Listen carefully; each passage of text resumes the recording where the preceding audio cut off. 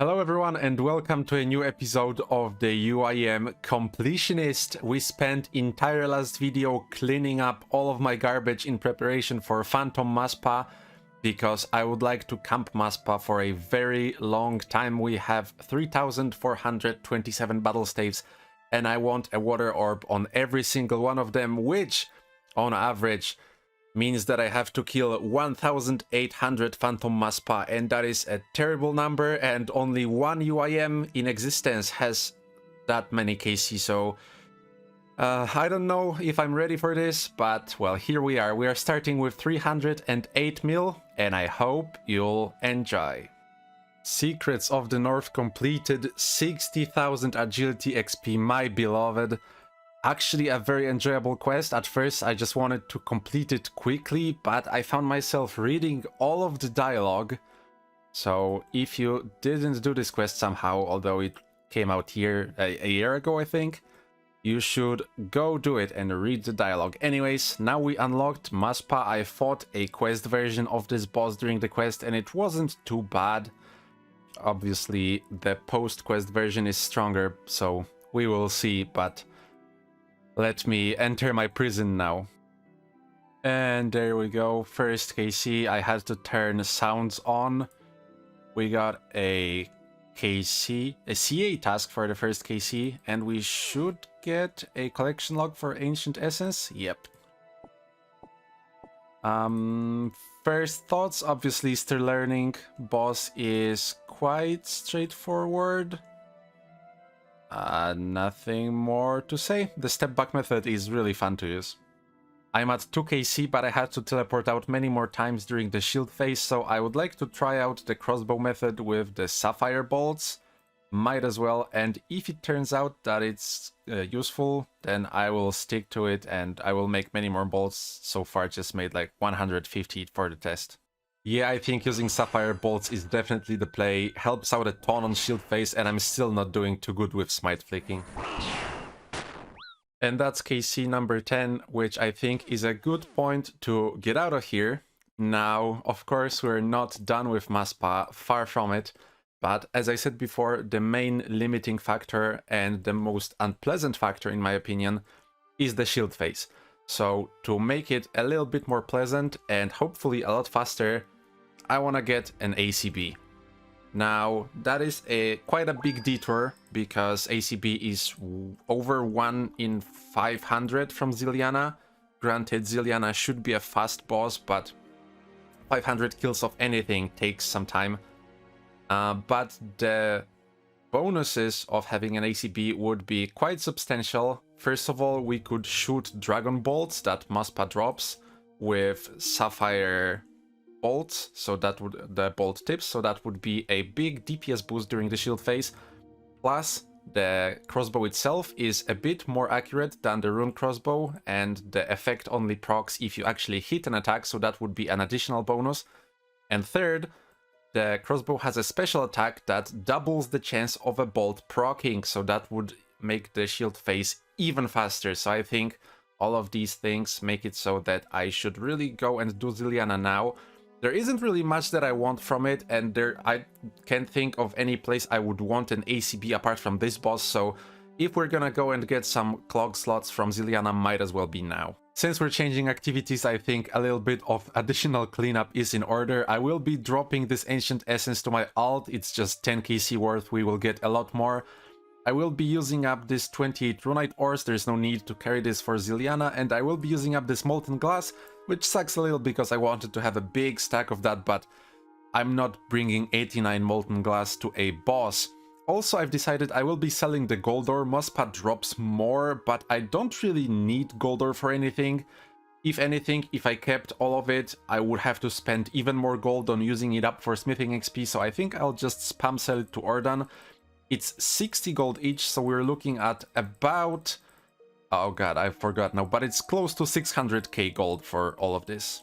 Whew, got my first drop, Sarah Sword. Nothing really interesting about it, just an alch, but a collection log nonetheless. So Zilyana is a boss that we all know and love from kiting at God Wars Dungeon, but since this is 2024, it's all about the tile markers now, baby.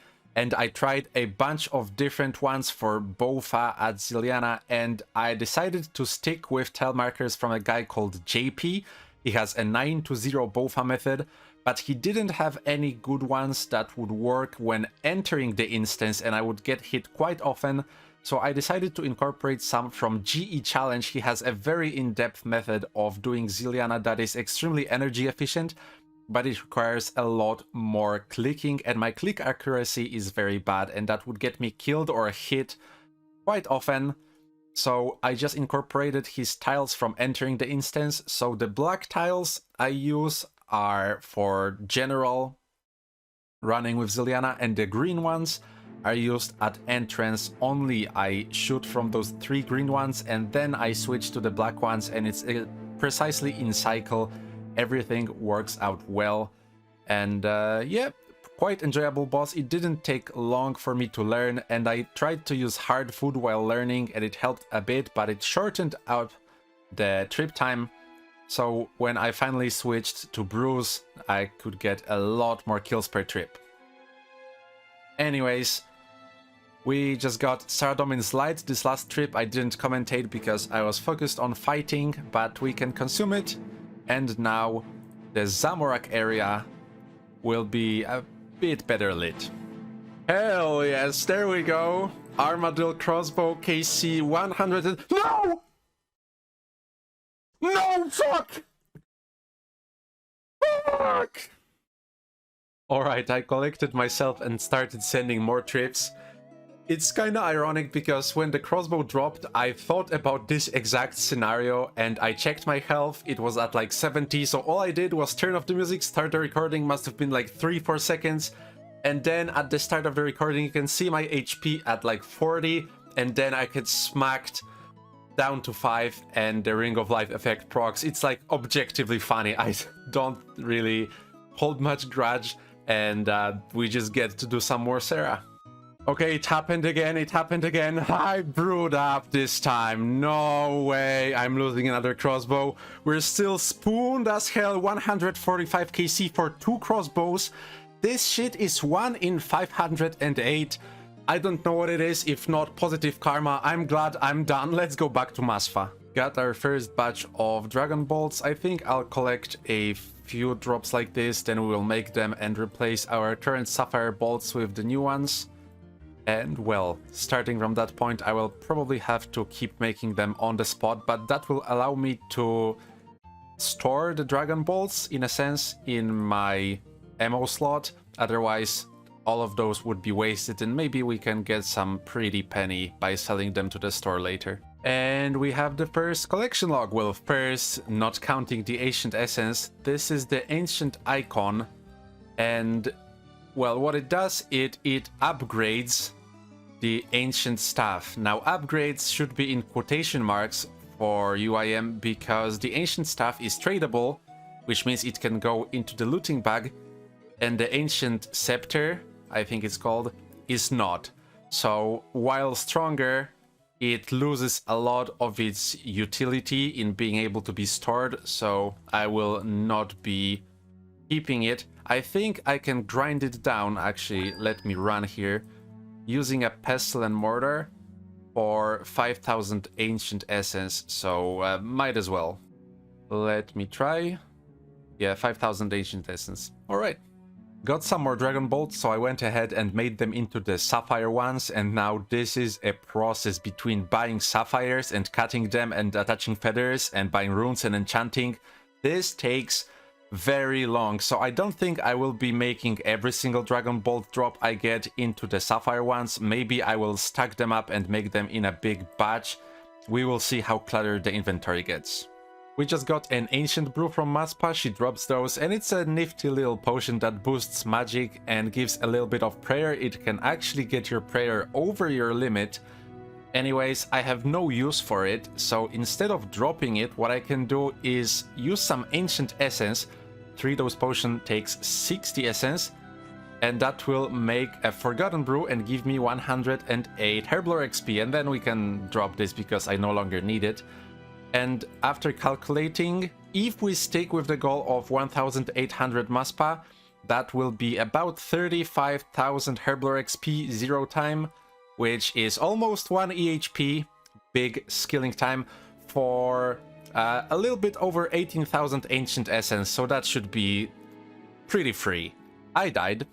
That's because I was getting kinda complacent and Muspah hit me with a magic attack while I was clicking on another client. Anyways, that gives me an opportunity to get rid of even one more item, and that's gonna be the Occult Necklace. I can decently easily get it back once I'm done with this grind, but I don't see myself using it anytime soon. 1800 Muspah will take a very long time, so any item that I can get rid of without much pain will be just one more inventory slot for potential loot, and that will pay dividends in the future. So yeah, time to alch this. If you're curious what I decided to keep instead of the occult, that's gonna be the adamant ore. If I counted everything properly, after we're done, that should be like 6.5 mil in alchs. Nice, first time getting charged ice, the famous, or infamous rather, item that spams the CC for some reason. 259. I actually just got lucky hits and nothing more to be said about it. If we get lucky, I should get more of those. These are used to recolor your pet, I think, or metamorphosize it to something. Since I don't have a pet, I will be dropping it, and since I'm dropping it, I will be spamming the CC every time I get it. And even though it says 6,000 high alch, I'm pretty sure you can't alch it. Yeah. That was also collection log number 800. Woo! I need to focus a bit because I just finished a kill, but I wanted to talk about something that I've been thinking about at first when I got into this grind, and that was that the biggest issue I predict from doing Muspah, I just compared it to Hydra, and the biggest issue with doing Hydra is that the kills take long, but what counteracts that a little is the fact that you are doing multiple kills a trip, so the grind kinda goes by. And with Muspah, my biggest concern was that, well, I planned to only do 1 kill trips because I had no idea how the boss fight actually goes, and I knew that there is some unavoidable damage, so 1 kill trips were my plan. And the run there is a killer. I calculated that for 1800 kills, just the running from Weiss to the boss is like 30 hours. But what I didn't know, and what I am now learning with a little bit of experience, is that a lot of the damage is avoidable, and you also get some resource drops. So 2-3 kill strips without paying way too much attention are actually possible. And what's more is I am able to play both of my ults, my free-to-play UIM and my hardcore, while killing this boss. So that is just fantastic. That makes the entire endeavor viable for the long term. And I'm running out of run energy, so I will have to do the step back in a second, and I don't want to commentate, so see ya.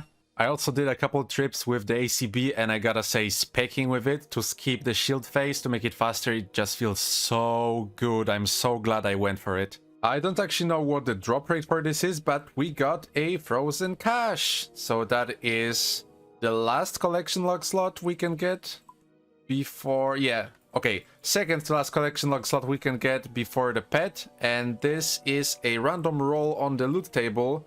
So for this one we get Ancient Essence, which is the one I care the least about, but it's cool to get the clock slot nonetheless. I didn't record for the past week. I went to Scotland for a weekend to visit a friend, and as one of the highlights of the trip we actually ate a deep fried Mars bar. Shoutouts to Fircanium on the UIM Discord for telling me to try it. It was actually pretty good. Anyways, I came back and I got sick, which I'm sure you can hear, so for the past couple of days I've been crafting bloods. I feel a bit better now, so I will be going back to bossing, but here's loot from a couple days of being sick. 43,000 blood runes. They changed it. They changed it. Charged ice no longer displays in clan chat. What am I gonna do now? Hey, do you remember that I have a free-to-play UIM?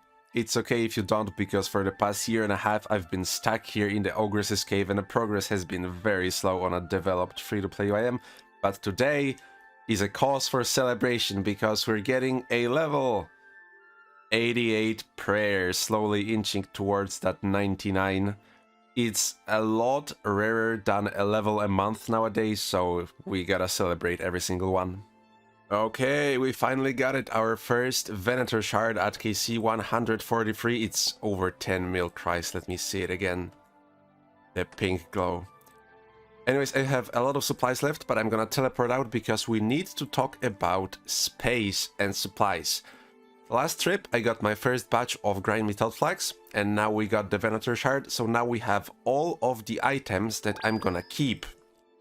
And before I got those two, I was in a pretty comfy position because I was bringing 1 range potion, 2 prayer potions, and 6 food, and that was enough to do 2 kills a trip minimum, and if I got some supplies or if the kills went really well, it was 3 or more. It was very comfy, really good. But now, after I picked up the grinding toad flaxes, I could only bring 5 food, and now we're gonna bring even less. So maybe I'll bring 1 less prayer potion, and that is even less kills per trip. And that is also because I decided to use thralls, and the Book of the Dead is even 1 less inventory space. Which is fine because I cast thralls like 3 times per fight, which is about 100 damage, so it speeds up the fight by quite a bit, but with those 2 additional drops now, the inventory is getting extremely tight. So I have to think of some things to get rid of. 2 obvious examples would be those manta rays and making the dragon bolts. I will try to hold on that for as long as I can, because using cheesy potatoes will be worse supplies per trip, so possibly maybe I won't even get 1 kill per trip if I get unlucky or I fuck it up somehow. And I would like to stack up the dragon bolts as long as I can and then make them in 1 big batch. So it's definitely something to think about, but I'm really glad we got our first Venator shard. Now it means we only need the pet for the green log. And that is very exciting. And that is kill count 180 at Phantom Muspah, which means we are approximately 10% done with the grind. So to me, that sounds like a good place to finish this video. I'm getting more comfortable at Muspah, and I'm getting better in real life, getting less sick. So once I cure completely, we should be flying through the KC once the mental fog goes away. When it comes to the grind itself, we only made 9 mil this video, started at 308 and finished at 317. But I got a bunch of supplies that we will be turning into GP at a later date. Shout out to Haunted No Bag for photobombing me here. Okay, so thank you for watching. Hopefully you enjoyed. Hope you had a wonderful day, and I hope to see you in the next one. Goodbye.